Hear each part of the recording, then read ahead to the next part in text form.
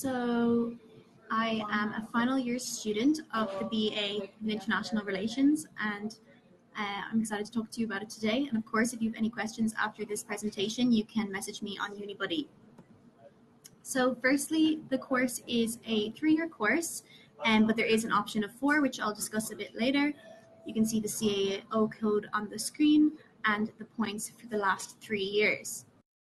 But yeah, this course focuses on global politics, and it gives insight into the major world issues such as migration, terrorism, international development, and conflict. I think it's really great because the course responds to emerging issues when they arise. So that's fantastic. You also learn a lot about important multilateral institutions such as the European Union and the United Nations. And you also learn about international relations theory, which is a good lens for examining world issues. The reason why I chose this course was because in school I was really interested in history and English. I wanted to understand the history of global issues and the reasons that the decisions were made and the reasons that countries have certain relationships.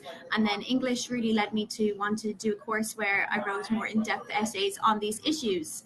I found this course through the DCU prospectus. I'd never even heard of international relations at all before I started this degree, so I was really happy to find that DCU is one of the only universities that has this course. Some of the main modules that you can do are the international relations stream, the language stream. So you mostly have some mandatory modules that everyone does, but then you can choose these streams.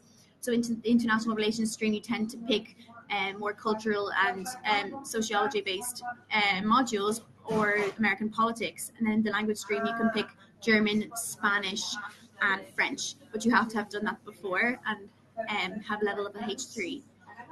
And then in first and second year, it's mostly mandatory core modules, but in final year, you have a lot of choice. So these are some examples of some of the modules that you can take. My favorites were the development module and the module of intelligence and national security. I thought they were really interesting. But of course, there's a lot of choice. So if there's something you don't particularly like, or there's something you want to learn more about, you can change in final year to focus on those. In terms of assessment, the course is mainly continuous assessment. So this means that during the semester, you'll have some essay proposals and essays, you'll have group projects and presentations, and you'll have some exams which will be mostly in the form of multiple choice. And in first year, you got some percentage towards just attending your tutorials to really encourage you to go and participate. And your participation means that you get a higher grade if you talk a lot and do your readings. So if you really engage in the program, you get a better grade in that. I think this is a really good part of this course because it really ensures that pressure is taken off. It's not like the Leaving Cert where you have one big exam at the end. So I think that's really, really great. And it gives you kind of more opportunities to explore different topics in your essays and in your assignments. So the workload tends to be 10 to 12 hours of lectures a week. I'm in final year now and I actually have 6 hours a week of lectures. So this gives you a lot of time for assignments and for additional reading and for any kind of additional extracurriculars that you do that contribute to this course. I'll discuss this a bit more later. So in terms of lecturers, there's a really specialized range of lecturers in DCU. Whenever you're seeing someone on the radio or on the TV talking about COVID or Ukraine, it tends to be a lecturer from DCU with some really knowledgeable people, which is great to have. So these are some of the areas that our lecturers are leading in the fields of. And then the Erasmus year abroad. So you can make your course, this international relations course, be 4 years if you go on Erasmus in the 3rd year of the degree. So we have a great range of partner universities, and you can see some of the countries listed on the screen. I think we're really lucky to have some really great partners. I went on Erasmus myself to Sweden. And these courses were put through English, so you don't have to be fluent in Turkish or Swedish or Chinese to go on Erasmus. But if you do want to improve language skills, you can do language courses when you go over there. I know some people went to France on their Erasmus and they did politics courses through French, so they got a really great level from that. And I did a beginner Swedish course. So places are awarded based on grades, so you have to be getting a good grade to go on Erasmus. But it's definitely worth putting the effort in to make sure you get that really great experience. And there's also an Erasmus grant. So if you're wondering, like, I would love to go on Erasmus, but how would I pay for this? It's really great that no matter what your financial status is, everyone can get an Erasmus grant, which is fantastic. You can also do an intra-work placement, which is an internship, and you would also do that in third year before your final year of the degree.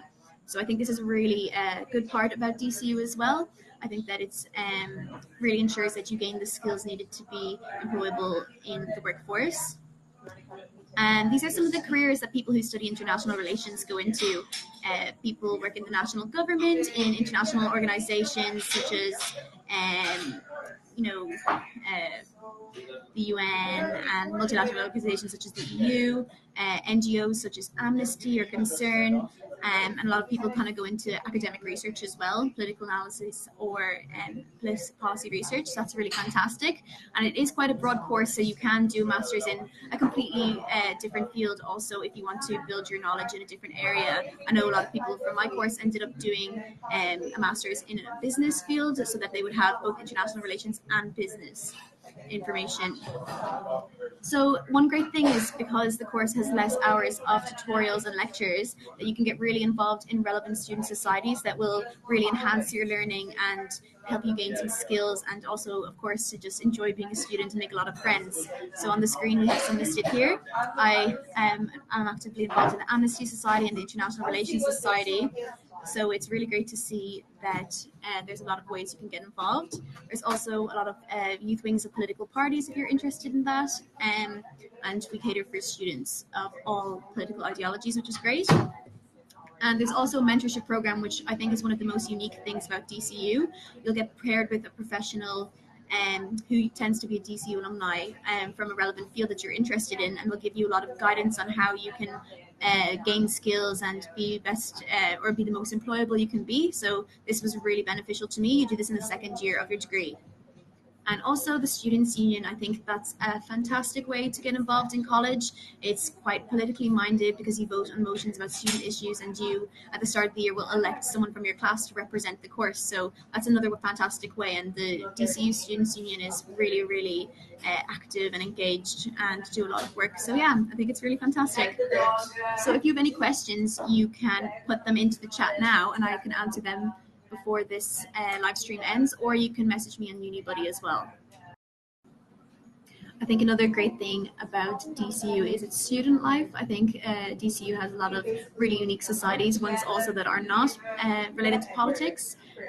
We have a really strong media and communication society, media production society, and they do some really great events like a 24-hour broadcast. We also have a fashion society who run a fashion show in the Helix every year. We're super lucky to have such great facilities like that. If you're interested in sports, we have really great some sports clubs, and we have really great on-campus gym. I've heard described as like an Olympic gym. So we have some really cool facilities as well if you're interested in sports. Does this course include an Erasmus in a year? No, the Erasmus is optional, so you can choose to do it, or you can go straight to final year. So if you want to do it, it will be in third year, and you'll do final year in your fourth year. But it's not, you don't have to do it. It's not mandatory. I guess building more on Erasmus, I think that was one of the best things I did during my academic career. I think it's really great that DCU has some partners with colleges who are in the second biggest city in a country, because that gives you a really unique experience of living in that country. You get to explore a lot more and become a lot more engaged in student life. So I think that's one really great thing. I was in the University of Gothenburg in Sweden, so that was fantastic. So the kind of courses that you do in Erasmus are related to politics and international relations, but it gives you a chance to try modules that you might not necessarily do strictly in the international relations degree. Like I did some on gender studies, and some of my classmates were doing ones on communications and media stuff. So it gives you a chance to try some new things that really complement your international relations studies in DCU as well. So I think that's one really good part of the Erasmus program. Well, I'm going to finish up now. Thank you so much for listening. And if you have any questions, you can ask me on UniBuddy, and I will be happy to answer them.